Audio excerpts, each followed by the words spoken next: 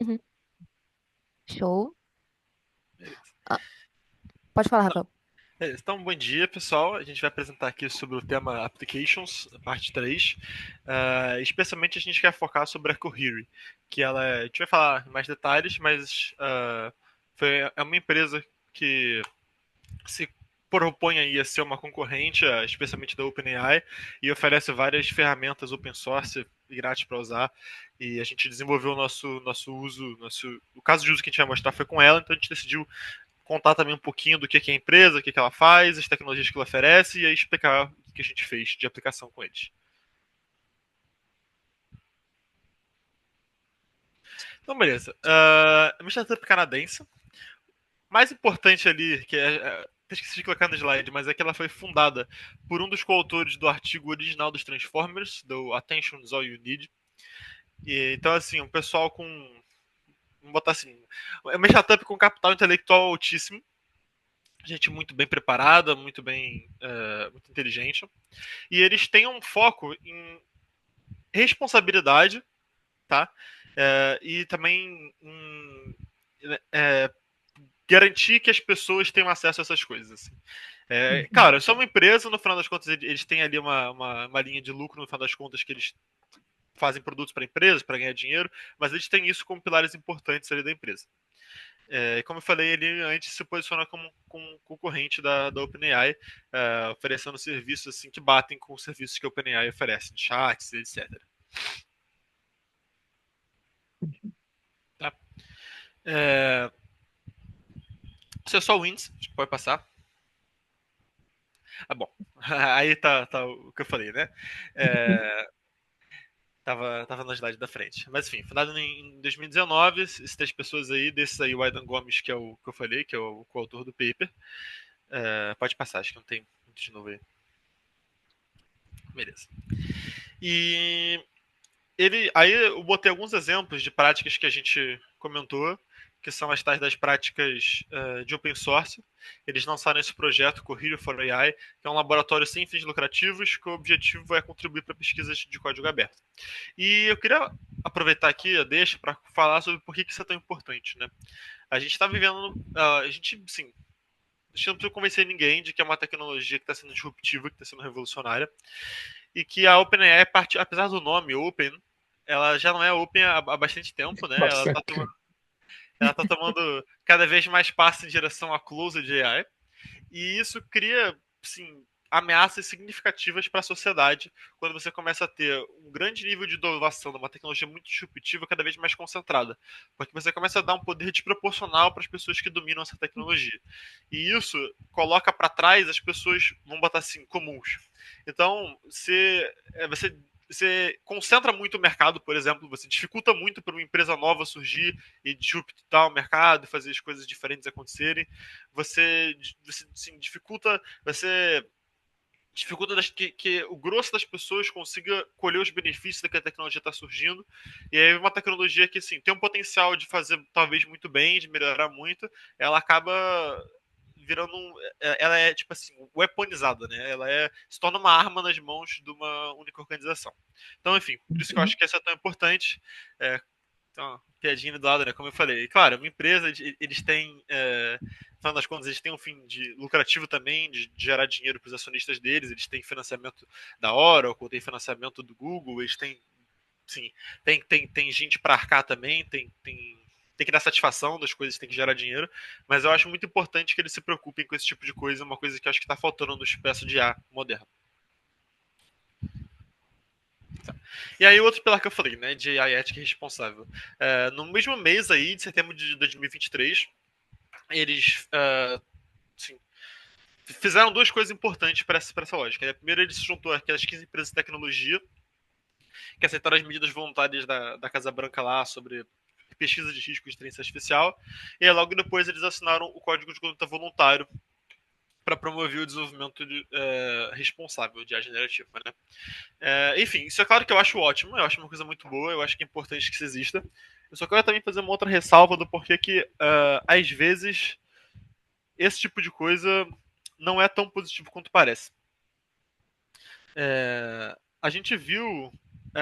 a própria OpenAI, que assim, como eu falei, tá tomando vários passos em direção a ser uma tecnologia mais fechada, ela foi signatária de um desses dois aí, não lembro qual dos dois. Mas assim, a favor da regulação de inteligência artificial. E é uma coisa que é muito contrária ao que a empresa demonstra. Então, assim, é o tipo de coisa que você tem que estranhar. Quando uma empresa que não tem cara de que sim, se importa nem um pouco com isso, tá sendo signatário de um negócio desses.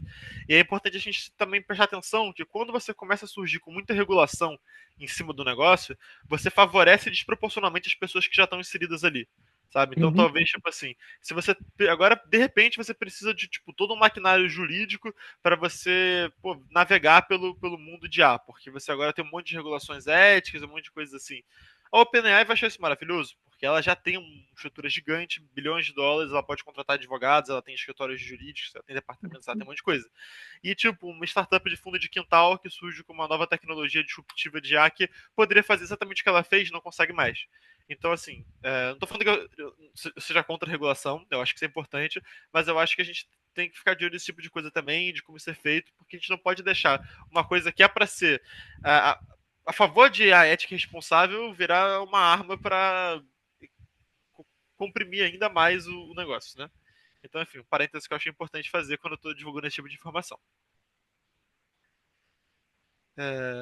E aí, enfim, os principais produtos deles, que eu acho que sumarizam muito bem os principais usos de inteligência artificial modernas, né? Os usos, vamos botar assim, os usos mais maduros, né? Tem muita coisa experimental sendo feita, tem muita coisa surgindo aí o tempo todo, mas eu acho que isso que eu filtrei para colocar aí é o que está mais hoje em dia maduro, pronto para usar, né?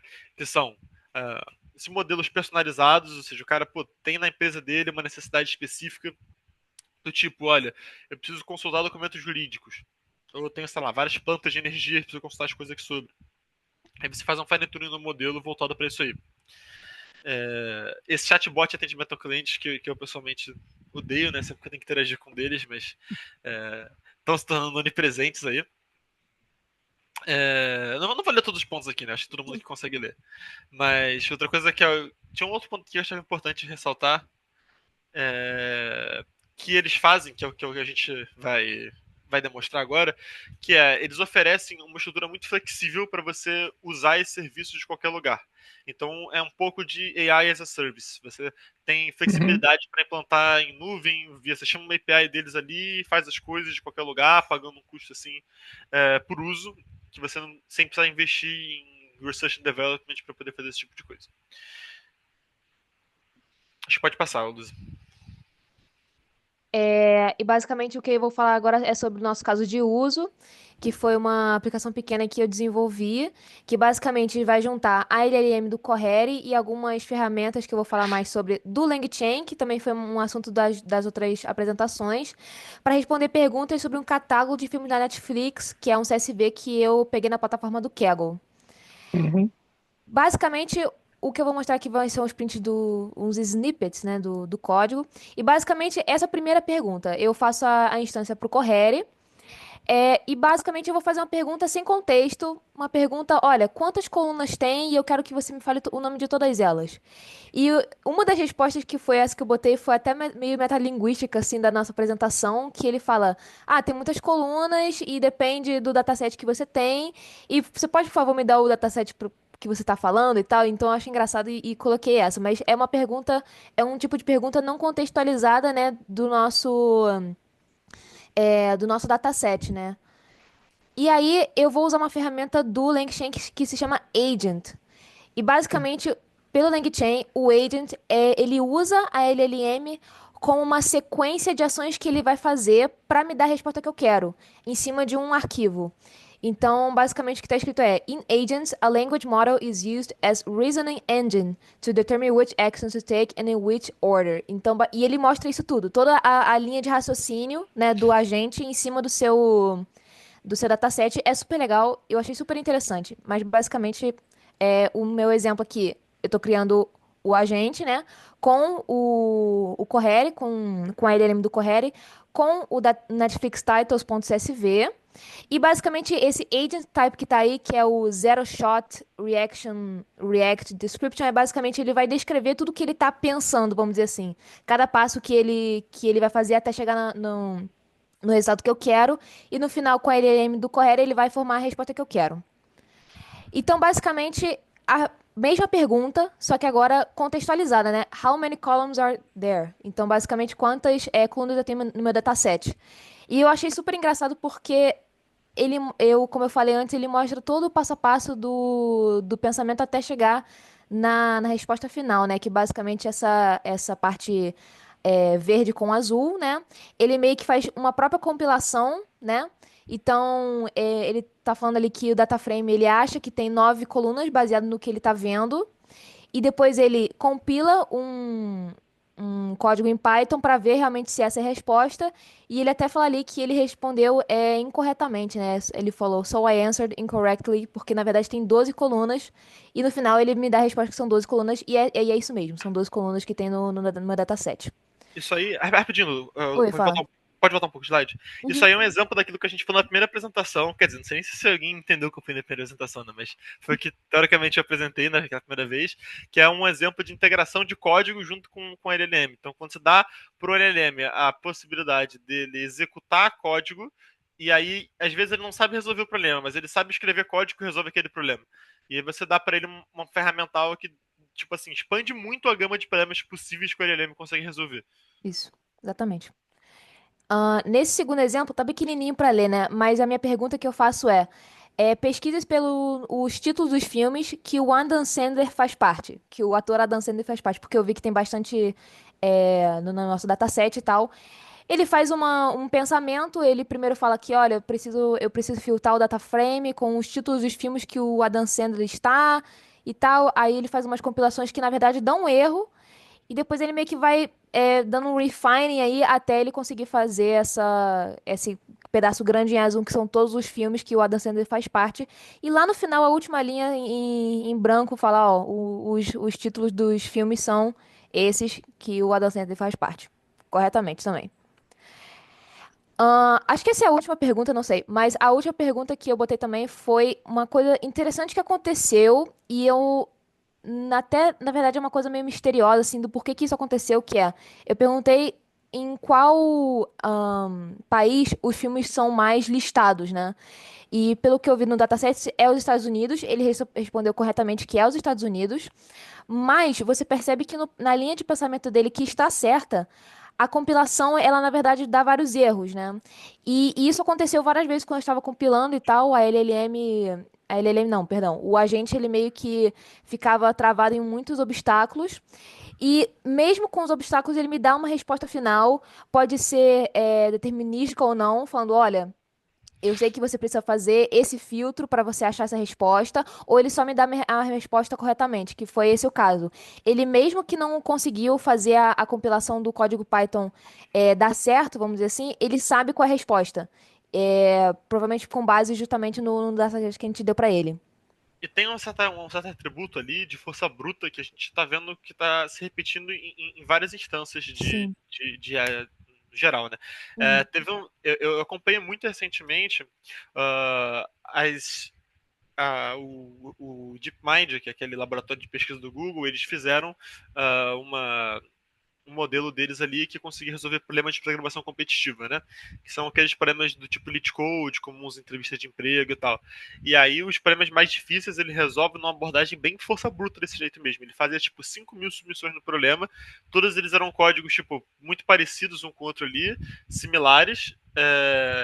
E aí, sabe, na brutalidade mesmo você leva. Você não sabe exatamente como é que é, mas você tem uma noção de como é que é e você força até você conseguir o resultado que você está esperando.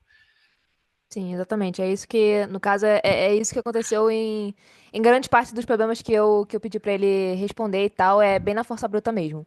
Mas o último comentário que eu queria fazer é que isso tem totalmente a ver com o REG, que foi a nossa primeira apresentação, né? Justamente se eu quisesse atualizar esse meu dataset de filmes da Netflix, porque esse dataset, no caso, não é desse ano, né?